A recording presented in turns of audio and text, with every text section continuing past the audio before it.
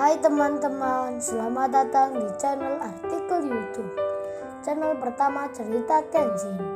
Kali ini admin upload lagi ya. Makasih.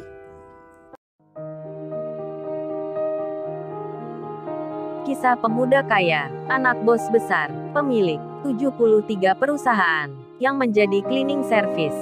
Episode 438.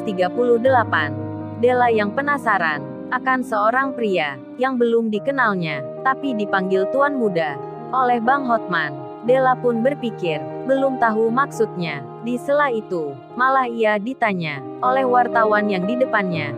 Gimana Mbak Della pendapatnya menjadi ketua tim pengacara, yang anggotanya ada Bang Hotman, Pak Otto, Pak Simon, serta yang lainnya. Della pun menjawabnya, oh itu Mas dan Mbak sekalian. Saya terima kasih sekali, karena pengacara seperti Bang Hotman, dan juga rekan-rekannya, adalah senior yang berpengalaman, tapi malah mempercayai saya. Jadi untuk perkara ini, saya sangat yakin, kalau klien kami tidak bersalah.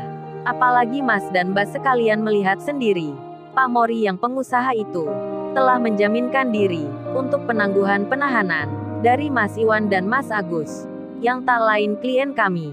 Para wartawan pun mengerti, dan Pak Leo sendiri, tiba-tiba saja dipanggil, oleh oknum polisi yang ada di dalam.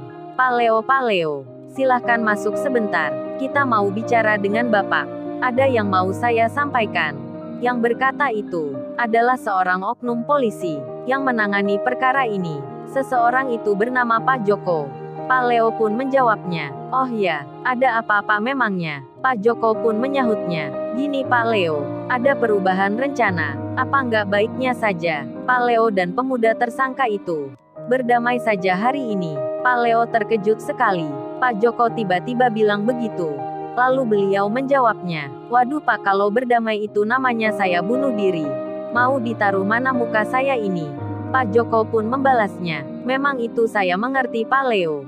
Tapi ini kondisinya darurat. Sebelumnya tak pernah terjadi seperti ini. Kan Pak Leo melihat sendiri. Di belakang tersangka itu, ada 10 pengacara, ada pula seorang pengusaha. Saya pun juga tak punya pilihan. Kalau orang-orang itu menjaminkan diri, tentu harus dikabulkan. Kalau tidak ini akan jadi masalah. Mereka bisa-bisa curiga, malah kita yang nanti dituntut. Pak Leo pun tetap pada pendirian. Ya sudah kalau gitu Pak Joko. Untuk penangguhan penahanan biarlah saja Pak Joko kabulkan. Tapi untuk di pengadilan, kita tetap melanjutkan. Apalagi Pak Joko sudah bilang, perkara ini akan menang. Ingat Pak Joko, kita sudah bayar. Bahkan sampai pengadilan, Pak Joko oknum berpangkat di situ. Lalu menjawabnya, baiklah Pak Leo, kalau itu keinginannya, tapi resikonya, Anda tanggung sendiri. Kemudian, keadaan yang di luar, Iwan saat itu sedang bicara dengan Kenshin.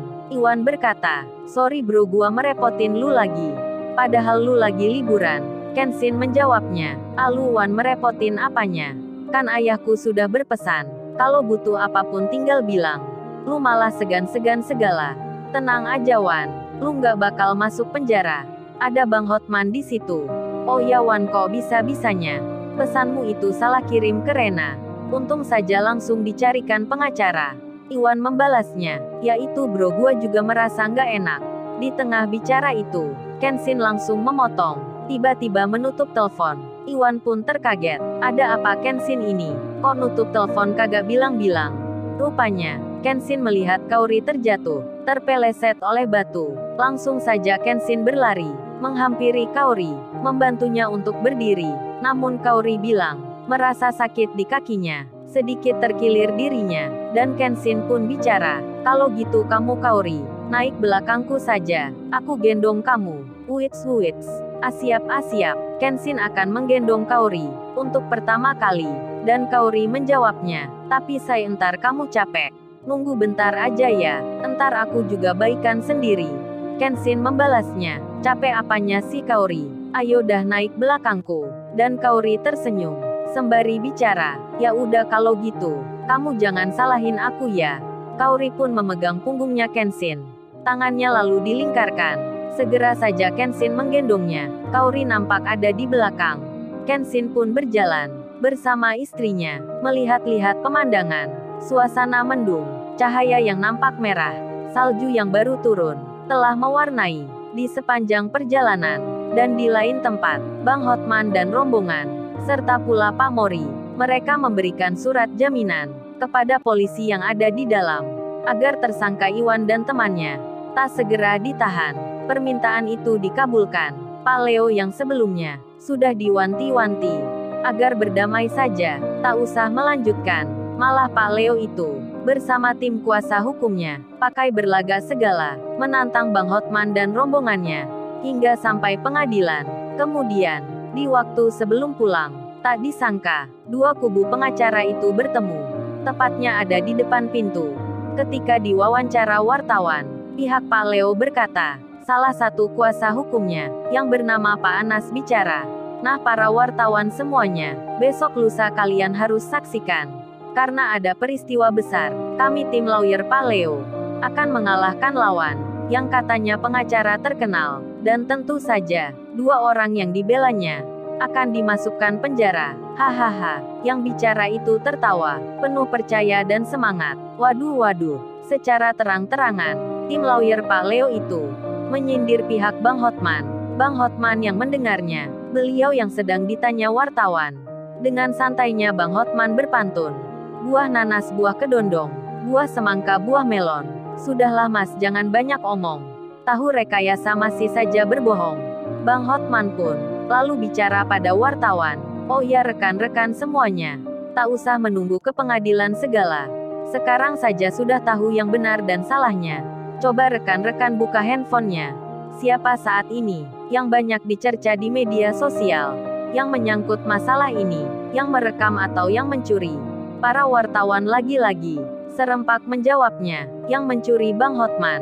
Dan tentu saja, untuk kedua kali, Pak Leo yang mendengarnya dibuat malu setengah mati. Begitu pula dengan semua tim kuasa hukumnya, yang tak bisa bicara membantah. Mereka terdiam semua, seolah tahu sendiri, hal itu memang benar. Kemudian, Iwan dan Agus diperbolehkan pulang untuk menunggu kabar berikutnya. Beberapa jam pun berjalan. Della yang di kantornya langsung saja menelpon Rena. Rena, kamu ngerjain gua ya? Katamu yang datang satu orang. Ternyata hampir selusin. Orang-orang hebat pula. Gua sampai deg-degan tahu. Lu nggak bilang sebelumnya." Si Rena pun menjawabnya, "Maafin gua Della, soalnya temanku itu, dia bilang nggak menyebut jumlahnya. Berapa yang akan datang?"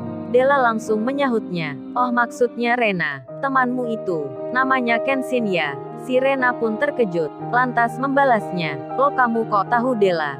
Apa kamu mengenalnya?" Rena bicara sampai terheran. Della pun menjawabnya, "Yang nggak kenal Rena, tapi pernah bicara. Maksudnya tadi temanmu itu sedang menelpon Bang Hotman, dan bicara sebentar denganku. Dia ngucapkan terima kasih, karena membantu temannya. Sekalian titip salam buat kamu Rena." Saat mendengar itu, si Rena deg-degan jantungnya, sampai berpikir sendiri. Hatinya bahkan bicara, "Nitip salam apa ya maksudnya?" Kemudian Della temannya bertanya, "Emang siapa dia Rena? Kok sederhana orangnya, tapi ada di luar negeri." Bahkan Bang Hotman pun menghormati, memanggilnya Tuan Muda. "Siapa sih temanmu itu? Kok gua penasaran banget." Si Rena menjawabnya, "Sebenarnya Della, cowok itu bukan temanku, cuman gak sengaja jadi kenal. Tapi ya udah lama, waktu itu dia kerja cleaning service." Della pun langsung menyela, "Tunggu Rena, apa kamu bilang dia kerja cleaning service? Apa nggak salah kamu?" Si Rena menjawabnya, "Iya Della, itu memang benar, tapi dia cleaning service yang punya banyak perusahaan, anaknya orang kaya, makanya dipanggil Tuan Muda."